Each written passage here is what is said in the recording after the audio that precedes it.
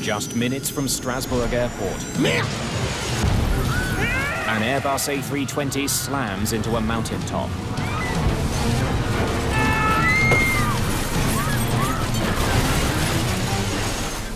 Delta Alpha, your position? There are survivors. And I'll panic because I'm going to burn. But they are still in grave danger. It's bitterly cold, and what they don't realize is that no one knows where they are. They could be anywhere in there. Expect this in the jungle or the rainforest, but not in a highly populated area. Before investigators can begin searching for what caused the crash of Air Inter Flight 148, they must first find the plane.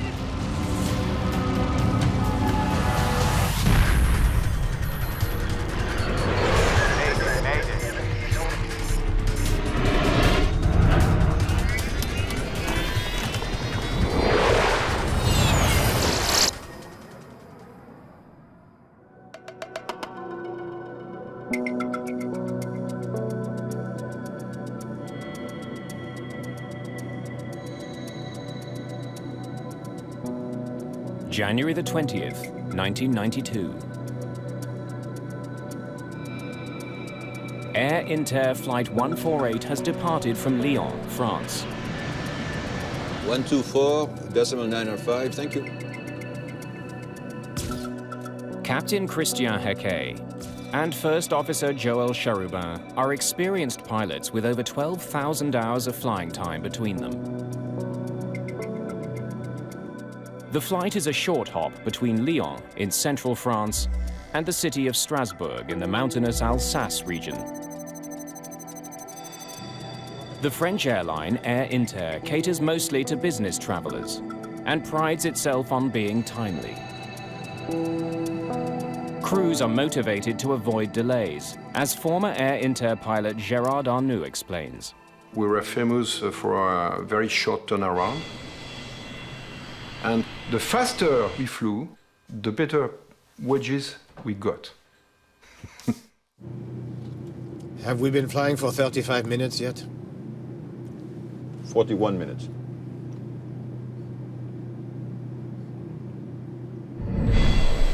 The crew is flying an Airbus A320, one of the most technologically advanced commercial airplanes in the world. Even before takeoff, the pilots programmed the autopilot to land on a specific runway in Strasbourg. The cockpit of the A320 is also very different from other planes. Instead of analog gauges, the pilots look mostly at digital displays.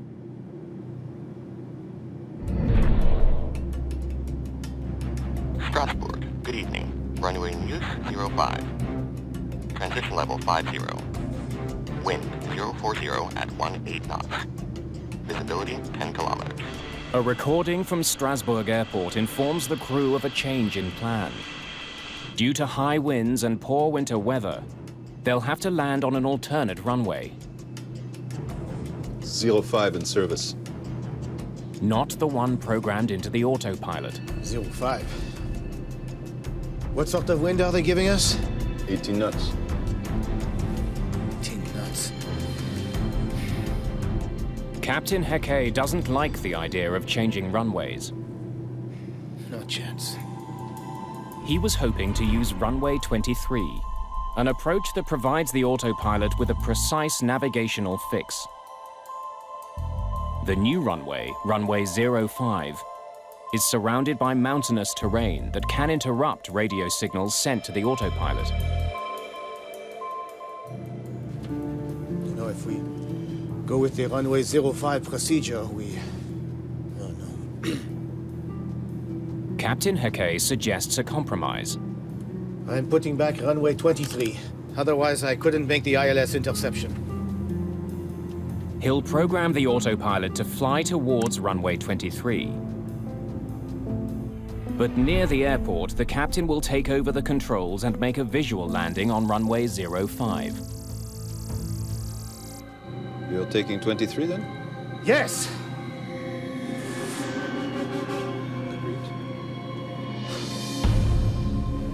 Ladies and gentlemen, we are commencing our descent. We ask you to please return to your seats. Nicholas Skouras is a university graduate student.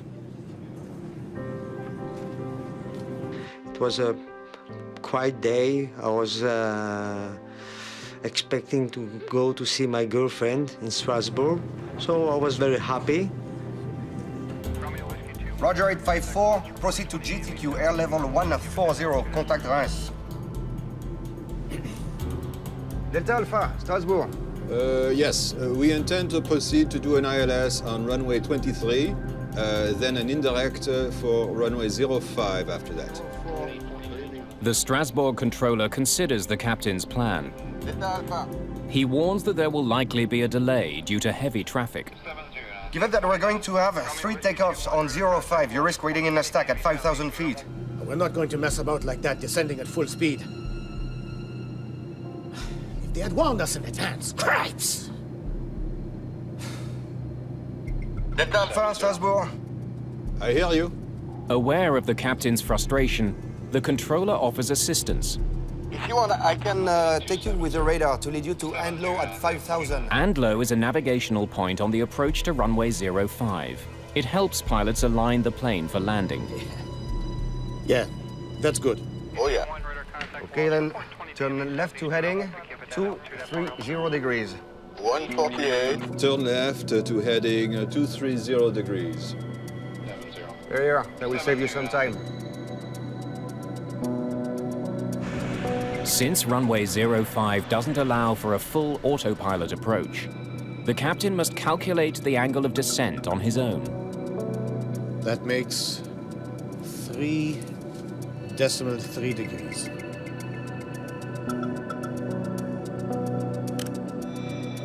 Donc 3,3, c'est tout à fait normal, oui. 3.3 degrees is a normal flight angle that provides a good slope for landing. Doucement, la bonne pente, voilà.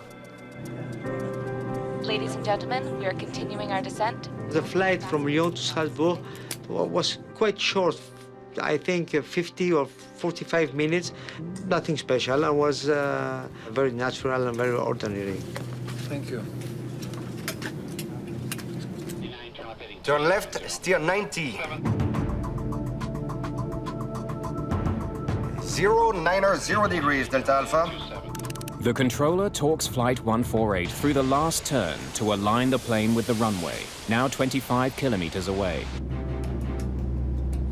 Then, First Officer Cherubin notices the plane is slightly off course. We're headed inside.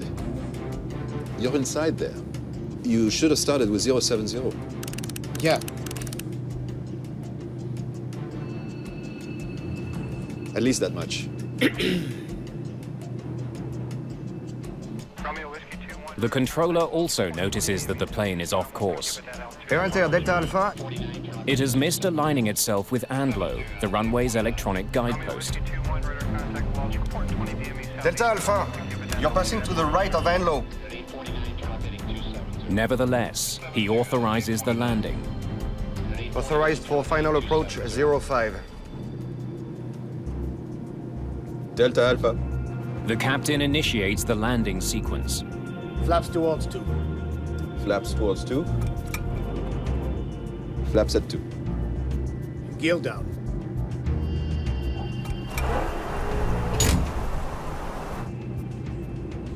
Ladies and gentlemen, we are going to land in a few minutes.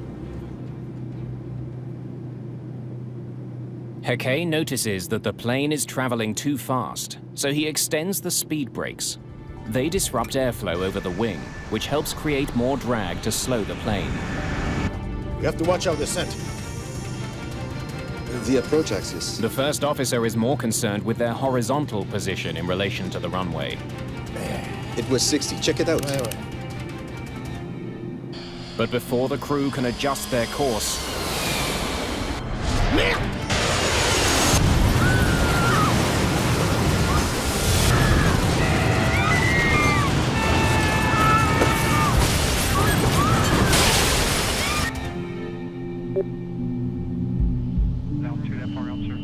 Delta Alpha, your position? Air Inter, Delta Alpha, Strasbourg.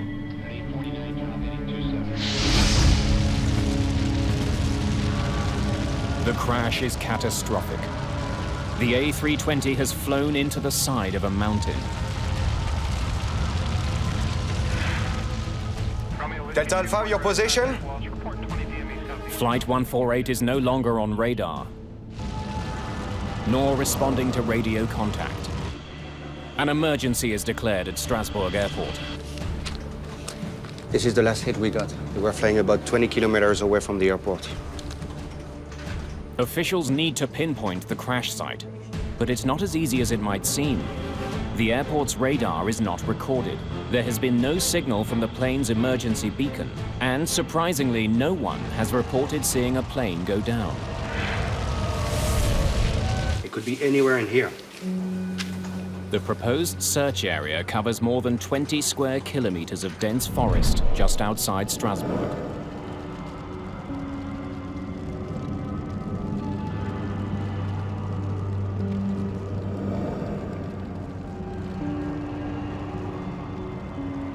Nicolas Scorias survives the crash of Air Inter Flight 148 with only minor injuries. I took off my seatbelt, I get up, I tried to find my suitcase in the lockers, but there wasn't any lockers. I realized that I was alive. It was a crash. I saw a fire in front of me, and I panicked because I said to myself, I'm going to burn. I went to the back of the plane, of what remained of the plane. I found some other survivors. Come on! It's gonna blow! I was afraid of the explosion. I was panic. With the smell of leaking jet fuel in the air, the survivors move away from the burning plane.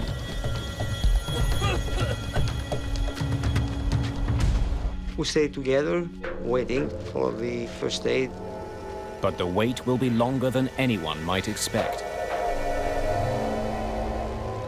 The first reaction that we have after the crash was, okay, in half an hour, 1 hour, most and the worst, okay, the rescue team will be here. And it wasn't here. 1 hour after the crash, rescuers still have no idea where the wreckage lies.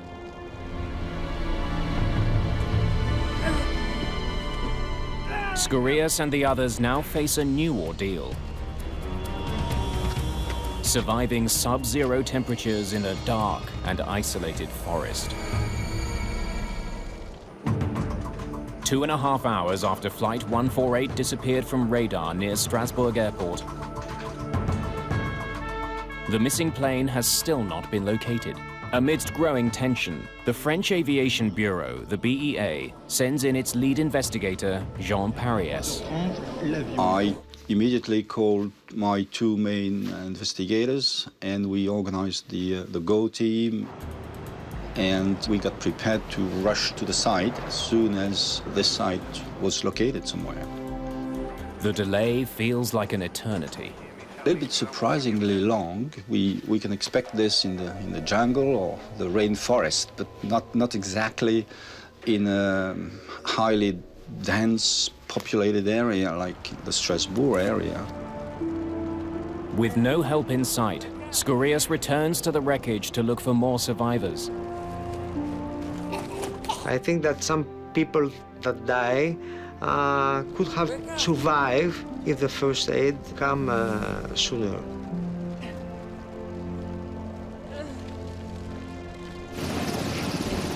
Nearly 1,000 people search for the missing plane. But 3 hours after the crash, there's still no sign of it. Frustrated, Scorias goes looking for help. He stumbles into a TV crew trying to find the crash. But with no wreckage in sight, they react with skepticism. They didn't expect survivors from an airplane crash.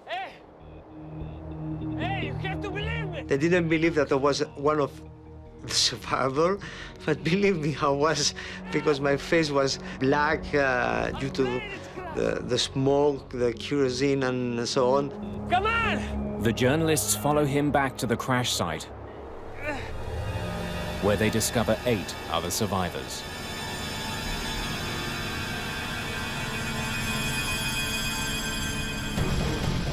Finally, the first rescuers arrive.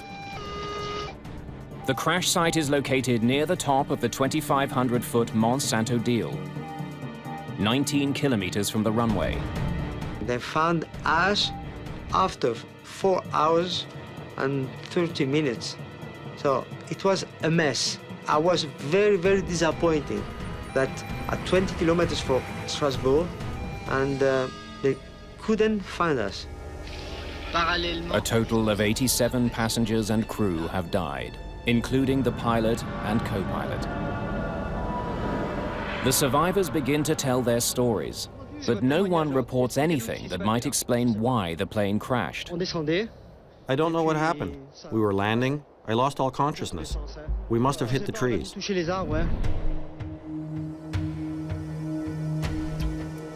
Bob McIntosh, an American NTSB investigator, arrives at the crash site. The BEA of France recognized the international attention would be on this accident, even though it was a domestic accident. He invited a group of international accident investigators to come and participate. Welcome to the team. The first priority for investigators is to retrieve the plane's black boxes. We have not removed the recorders yet. With the boxes trapped in the burning tail section, any delay could prove costly. We're very anxious about the state of the tape inside. Will it be possible to use it? Will we get the critical information we need? In France, aviation accidents are also investigated by the justice system. Pariès and his team are not allowed access to the site until judicial officials secure the black boxes. I had a visual picture of the gendarmerie, transport police standing around keeping us away from the wreckage for a while. And we're very suspicious of these international observers. Maybe we should wait. Even taking photographs, which was somewhat surprising to us. In a previous crash, the crash of Air France Flight 296 in 1988, investigators waited 10 days before turning the black boxes over to police. Rumors persisted that these boxes had been tampered with. This time, police are keeping investigators at bay. I can recall seeing the glowing embers and seeing the flight recorder sitting there and not being able to intervene and say, get that thing cooled down as soon as you can. After midnight, the boxes are retrieved from the plane and sent for analysis. Investigators can only hope it's not too late. They was extremely hot. They looked damaged, they looked burned.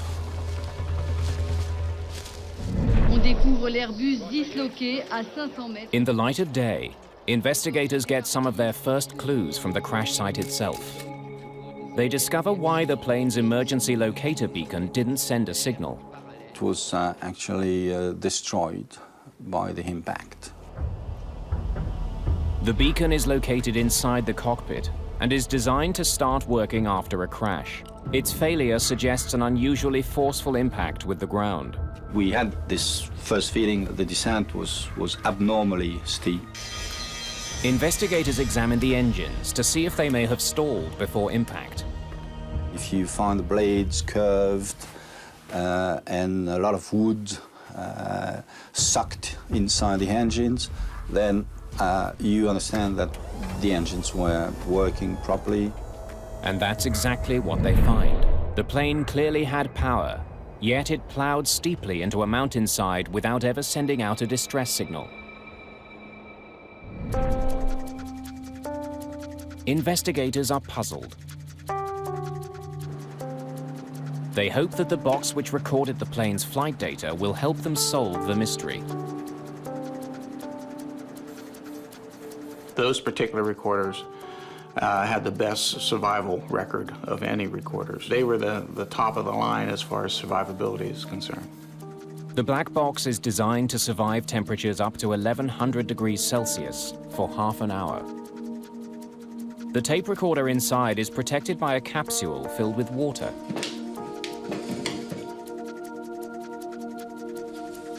When the recorder heats up, the water turns to steam, absorbing the energy, and actually vents out through a little hole in the crash enclosure. But when the flight data recorder is opened, investigators make a troubling discovery. The FDR was totally damaged. Impossible to read anything from it. It was subjected to heat beyond the 30 minutes. The recorder was just never designed to withstand that kind of sustained heat. And so we were very disappointed. There's now only one hope for recovering the plane's flight data, a device called a Quick Access Recorder, or QAR.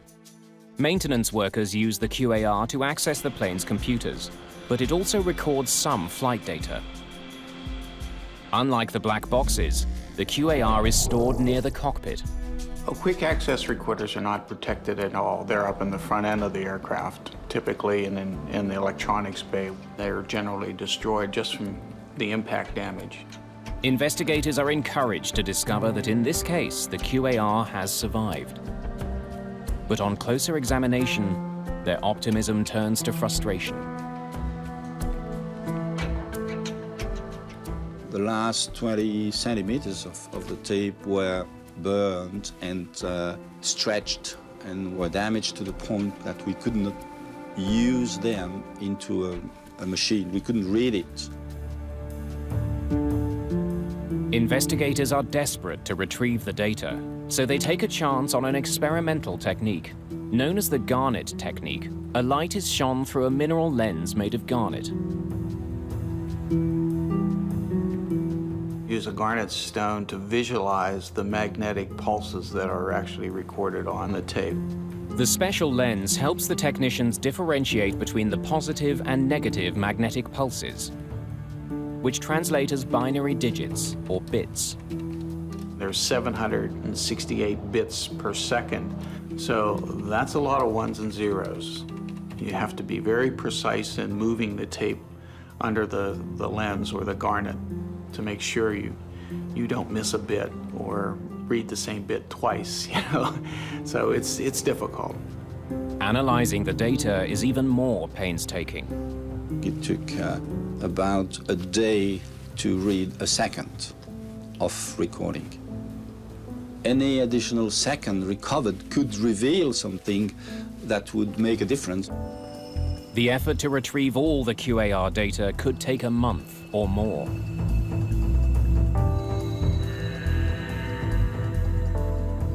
In the meantime, the focus of the investigation shifts to the cockpit voice recorder. It was positioned just above the other black box. The cockpit voice recorder, which was just inches away, but outside of the ashes, had air passing over it, survived. Runway 23.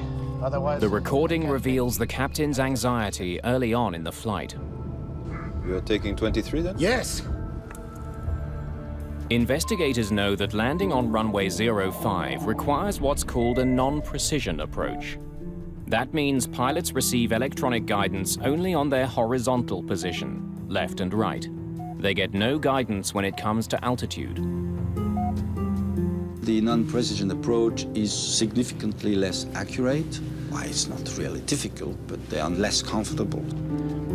05. What sort of wind are they giving us? 18 knots. 18 knots. The non-precision approach increases the demands on the pilots. Investigators can also hear that the captain had concerns about landing on runway 05. 48 Delta Alpha, you are number 1 with QR DME runway 05. Runway 05. 10 nautical. That won't work. It's a lot of distress over a non-precision approach. Wondering what can cause such distress, investigators research pilot training at Air Inter. They find that most pilots did not have extensive training making non-precision landings in the new A320.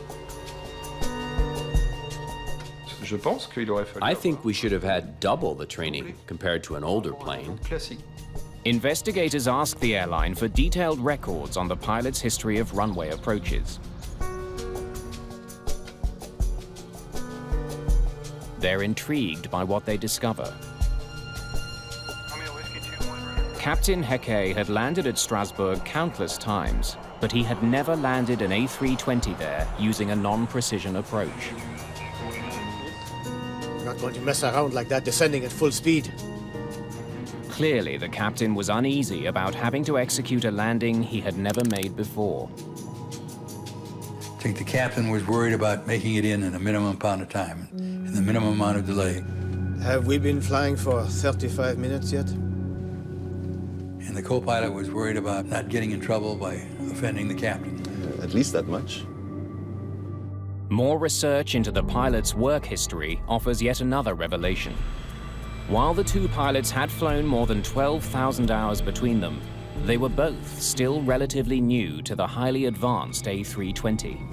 It's 05 in service. The aviation community misunderstood the magnitude of changes brought by the new Airbus A320. The captain had only 162 hours in the A320, and the co-pilot even less, just 61 hours. Behind this accident scenario, there's an issue of confidence of the crew in themselves, in the aircraft. 18 knots. No chance. They were not prepared, really, to fly in this kind of condition. If they had warned us in advance, cripes! Investigators conclude that the crew's training was insufficient. But that alone does not explain the crash.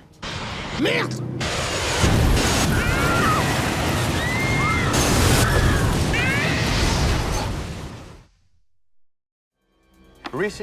Investigators search for other factors in the crash of Flight 148. They review the conversations between the crew and air traffic controllers. If you want, I can give you radar headings and take you to Anlo at 5,000. Yeah, that's good. The radar vector makes flying easier. The captain was happy because it was reducing his workload. Turn left, steer 90. With the controller's assistance, this landing should have been very simple. But when investigators reconstruct the plane's trajectory using radar information from various stations around the airport, they discover a shocking error. The 090 heading started here. 090, 0 degrees, Delta Alpha. But it won't take them to Andlo. Last radar vector the controller gave was incorrect. It sent them... Thank you. ...closer to the mountain. They were, of course, because of following the heading they got from the radar vectoring, they found themselves in this undershoot situation. You're inside there. You should have started with 070. Yeah. Investigators are also troubled by the controller's choice of words when he warned the pilots, incorrectly, that they were headed to the right. Delta Alpha, you're passing to the right of Anlo. From the pilot's perspective, the plane was on the left side of the runway, not the right. It could only add to their confusion. Le contrôleur, en fait, il a fait un... It was very poor guidance because he didn't employ the usual terminology. Et il n'a pas utilisé la phraséologie standard. Investigators recommend that controllers use only compass points when giving directions. Never the words right and left. The controller's mistakes clearly brought the plane closer to the mountain. Turn left, steer 90. 090. But once again, investigators feel they don't have the whole story.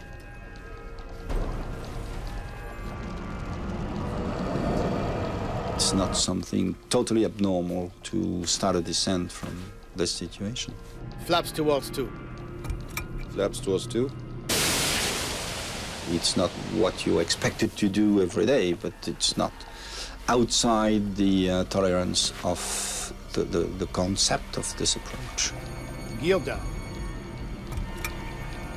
When investigators study the plane's reconstructed flight path, they discover something more alarming than the plane's horizontal misdirection.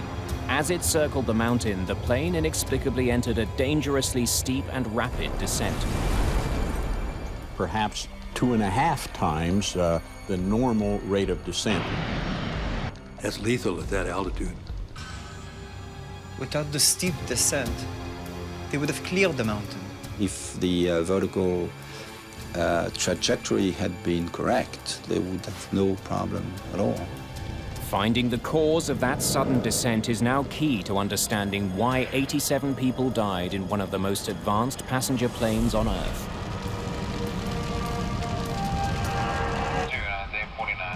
Authorized for final approach 05. The descent was initiated at 1800 hours, 19 minutes and 38 seconds. That Delta Alpha is the point of no return. By studying Flight 148's trajectory, investigators determined that the rapid descent began 60 seconds before the crash. Delta Alpha. There is no indication on tape that the descent was deliberate. How it happened and why the crew didn't notice is a mystery.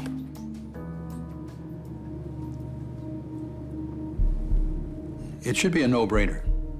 Keeping track of the altitude. The cockpit altimeter gives pilots a constant readout of their altitude. Altimeter, that's a very precise instrument. They become very reliable. They're accurate to within 5 or 10 feet. Ignoring it would be a major error in flying protocol. Flaps towards 2. The recording reveals just one single remark from the crew about their descent. We have to watch our descent. It occurred 16 seconds before the crash. The captain had just extended the speed brakes.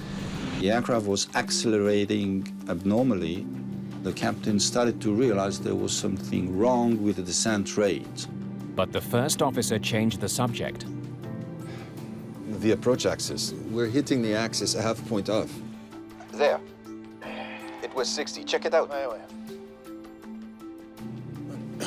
He refocused the captain's attention on the lateral situation rather than the vertical situation, which was the main problem, of course. And they both failed to recognize this situation. I think they were planning they were going to break out of the clouds so they'd be able to see the runway, and they wouldn't need to do the full instrument approach. It was 60. Check it out. But the plane never left the clouds. There's an old adage in aviation. Rocks have been known to hide out in those clouds. It now seems clear that the crew was not monitoring their altitude closely enough. But a bigger mystery remains. We can only guess why. What caused that deadly descent?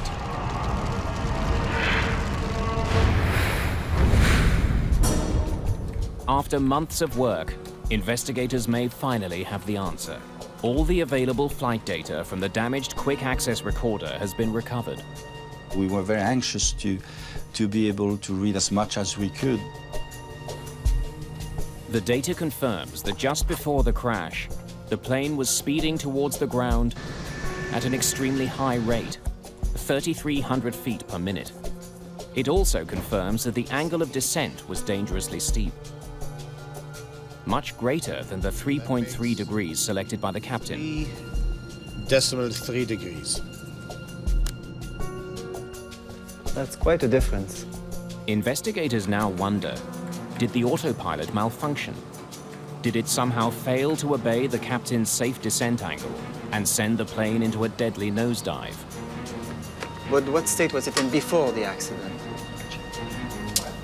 Unfortunately, the flight control unit which houses the autopilot is too badly damaged to provide any definitive answers.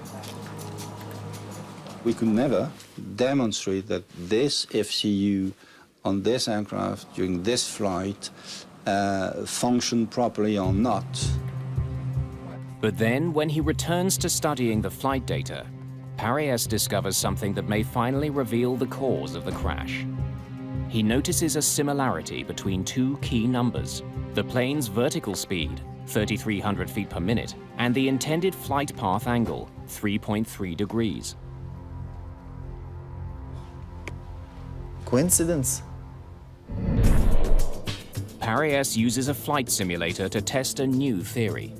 Can you show me a descent of 3,300 feet per minute? He believes that the similarity is no mere coincidence. On the Autopilot, there are two descent modes: flight path angle and vertical speed. But they are both displayed on the same window. So 3,300 is abbreviated to 33. Now, show me a flight angle of minus 3.3 degrees. The problem on this aircraft was that the two values were visible on the same window and controlled by the same knob. 3.3 degrees. Minus 3.3 degrees. Paris strongly suspects that the confusing display tripped up Captain Hackey. So it wouldn't be hard to make that mistake, would it? The confusion is quite easy between the two modes if you don't do it carefully. If the captain failed to push the mode selector knob, then entering 33 would not have initiated a safe 3.3-degree angle of descent.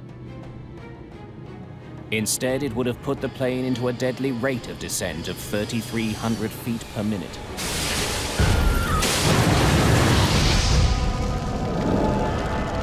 Two months after the crash, another Air Inter plane enters a dangerously steep descent for the same reason. The crew only discovered the problem when they broke out of the clouds. Those pilots also confused the plane's flight path angle with its vertical speed. They were lucky enough to have a much higher cloud base, so they could correct the problem. Further research reveals an industry-wide problem with the A320. Many people confuse these modes, especially during training, and many of them fell in the trap even after the training. Eager to test his new theory, Jean Paris programs a simulator with all the known data from Flight 148. Okay. He then inputs the same rate of descent he believes the Air Inter pilots selected. If Paris is correct, the simulation will end with the plane hitting the mountain. But it doesn't. We're missing something. Strangely, this didn't lead to a crash. Every approach would overfly this obstacle by a significant margin. Have we factored in the wind? We started to work on other alternate hypotheses. Let's try again, but initiate the turn sooner. But nothing was really credible. No matter how hard he tries, Paris cannot simulate the crash. Unable to explain why, he turns to the plane's manufacturer for help. Thanks for bringing this to my After attention. much research, an Airbus designer comes to Paris with an explanation about a little-known element of the Autopilot's design. In emergency situations where the A320 needs to change direction quickly, the Autopilot is programmed to reverse the plane's direction at twice the normal rate. The reaction of the Autopilot would be much faster. And these cases were typically when you were descending and asking the Autopilot to climb, or climbing and asking the Autopilot to descend. We immediately went back to the data at the very second at which the descent was commanded by the crew. Gear down. Paris discovers a tragic coincidence. Sadly, we found that at this very second, there was turbulence. There was an ascent. It's very slight, but there it is. The momentary turbulence caused the plane to climb slightly. And this led to a positive 600 feet per minute vertical speed for maybe half a second. It was during that same half second that the crew commanded the plane to descend. We're 60, check it out. The Autopilot read this as an emergency requiring a blazingly fast descent. That could be it. Investigators now contemplate a terrible thought. Could a random gust of wind, hitting at exactly the wrong split second, have been the difference between life and death. Here it comes. And we got a crash. Parias's theory explains every aspect of the crash. The crew's confusion with the autopilot display 3.3 degrees caused the plane to descend dangerously close to the mountain. Turbulence and an obscure safety feature brought it even closer. It was a fatal combination. It's a fascinating lesson about the random dimension of accidents. Half a second before, half a second later, they wouldn't have the accident. The discovery of a confusing cockpit display has enormous implications for the entire industry. The flight instrumentation of aircraft like the DC-10, MD-11s, the 747s and so on, all the Boeing products and all the commuter products that were using that avionics suite had this vulnerability about it. Investigators now face a daunting question affecting aircraft safety around the world. If the design of the autopilot interface isn't changed, how many more people could die?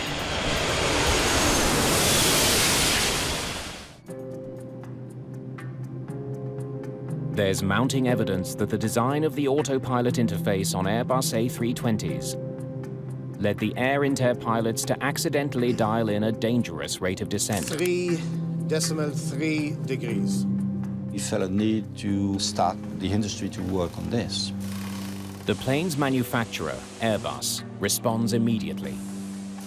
The main change, which was very quickly made, was to change the display window.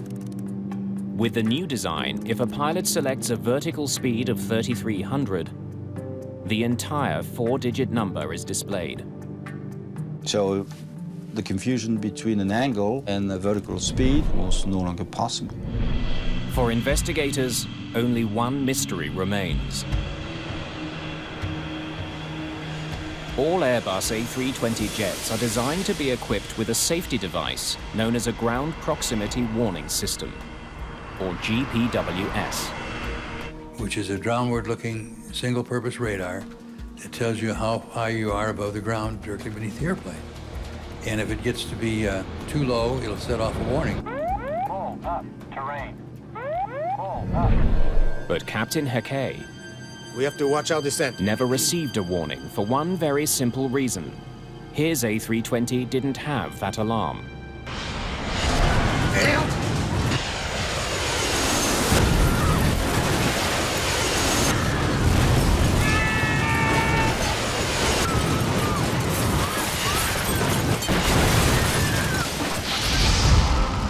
The first question, of course, was why the aircraft was not equipped. So it's not part of the minimum equipment list.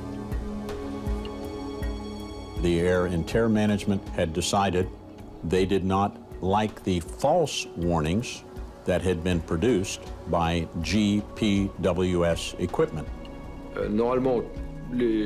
Normally, most planes fly slower than 250 knots when under 10,000 feet, but we flew at 350 knots until the final approach. So at those speeds, GPWS was always giving off false alarms. Dans ces conditions, parce que il générait des fausses alarmes. This decision, while legal, prevented the pilots from having one last line of defense before crashing into the mountain. C'est pas possible d'imaginer un instant. It's impossible to imagine that the pilot wouldn't have pulled up if he'd heard the alarm. We should have a GPWS on commercial flights in any case, yes. That's an obvious conclusion. The report will list these causes: flight deck aeronautics. Investigators conclude that there was no single cause for the crash of Flight 148. Training, lack of GPWS. The tragedy involved an ill-fated combination of many different weaknesses in the airline industry. We made 35 or so recommendations, including pilot training about the ground proximity warning system, and so on. The recommendations lead to sweeping changes. Pilots must now have more A320 training before getting behind the controls. One of the two pilots now need to have at least 300 hours on the plane. They estimated that 300 hours were enough. Another change, the design of a more heat-resistant black box. The FAA did a test, did some studies, what the thermal characteristics of post-crash fires were, came up with a value of 260 degrees C for 10 hours. Delta Alpha, your position?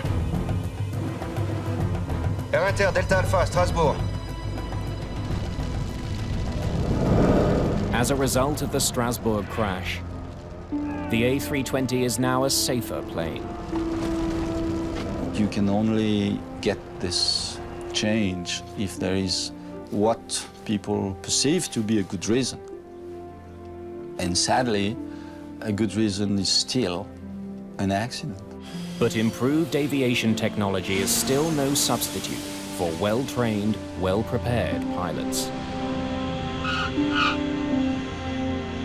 There's an old axiom in aviation that you taught early on, that never let an airplane take you somewhere that your brain hasn't visited at least 5 minutes ahead of time.